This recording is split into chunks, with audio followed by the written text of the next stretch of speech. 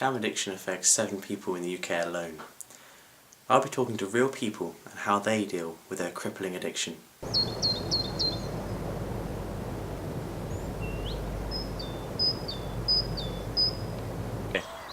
I've been invited by Alex Amies, who is a current jam addict. He's kindly let us to document his life and how he copes with the jam addiction.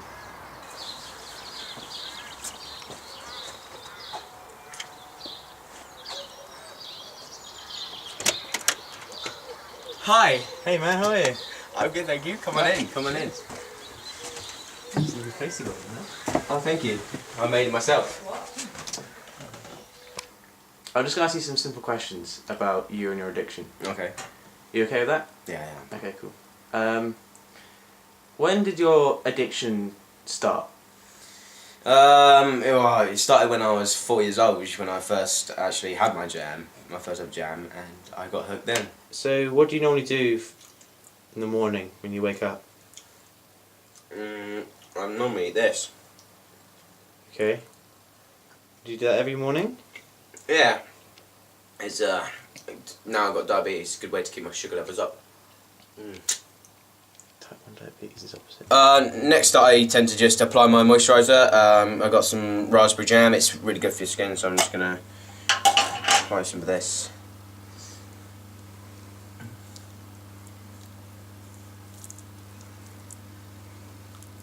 You just gotta get it nicely into the skin, really. So Alex, why are we in here?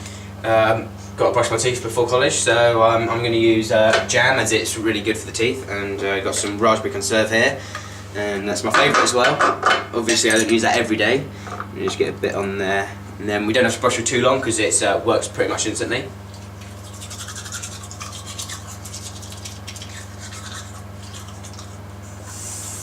And there we go. Perfect. Hey. Alright, so I'm just going to go have some breakfast now. If you want to come with me, I'm going to have some cocoa bangs. So let's go. It's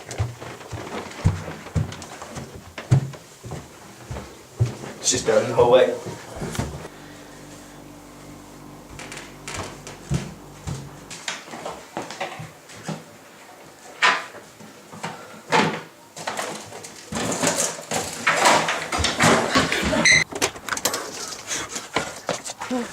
Alex, where are you going?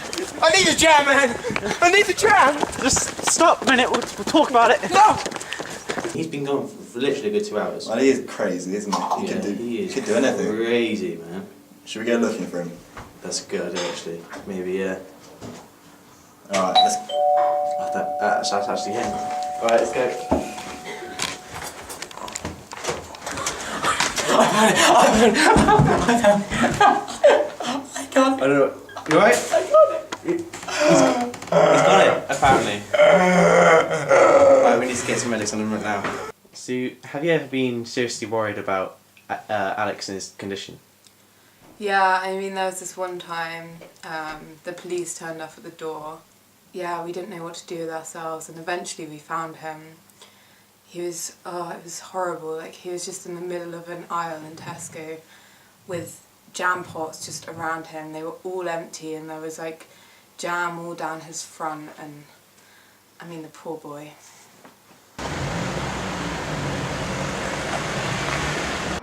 What jam did you get?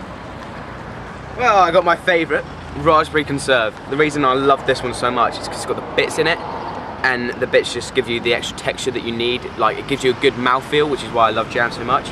And then I got a nice cheap one, strawberry jam, because I'm, saving a bit of money for the world's best jam, so I'm saving up for that. Okay, so what's your favourite jam out of the two? I say it's got to be this one. I mean, because most people think I'm stupid when I rate jam on mouthfeel, but mouthfeel is very important with jam because it's the function of what jam is. So that's why the bits give it the good mouthfeel, and that's why I love it so much. So seeds all the way forward, you're saying? Yeah. The seeds, they also add a bit of flavour, which is literally, it just gives you that zing, You need that zing with the jam. So, you know Alex I do, yeah. and how he's coping with his addiction. Do you think it's getting a bit over the top? Do you think jam is starting to rule his life a little bit? I as I've been in the same place as him, and I've come through it, looking back on him and comparing it with Alex, it seems as if he's gone too far. He needs to. He's losing his grasp on life. The jam is just taking over, and he really needs to regain control over his life.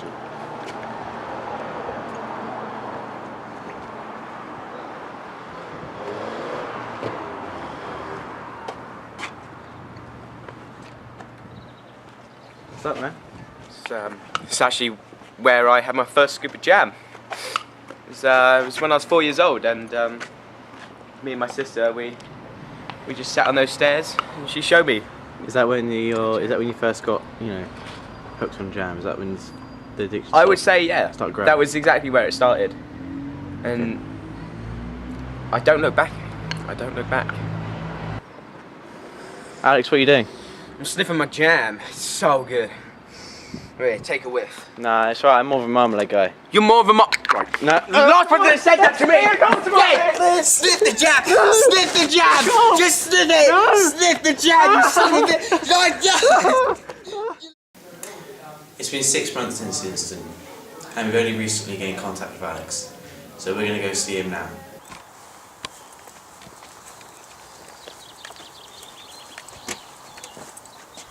Hi. Hey man, how are you? Come on in. Alright.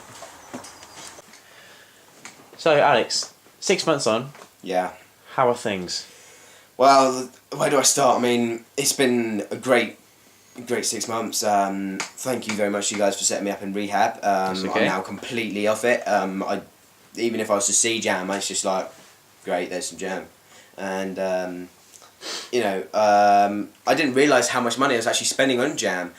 I am now actually, due to the fact that I'm not spending money on jam, I'm actually now a multi-millionaire.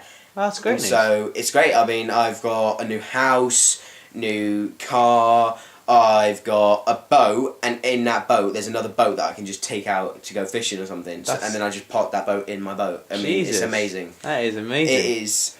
So things are really looking up for you now. Things have gone so well. So your life has turned around completely into the rehab. Yeah, I mean, if I was to recommend anything for anyone out there who has the same addict as me, stop now. Go to rehab. It works. It's amazing.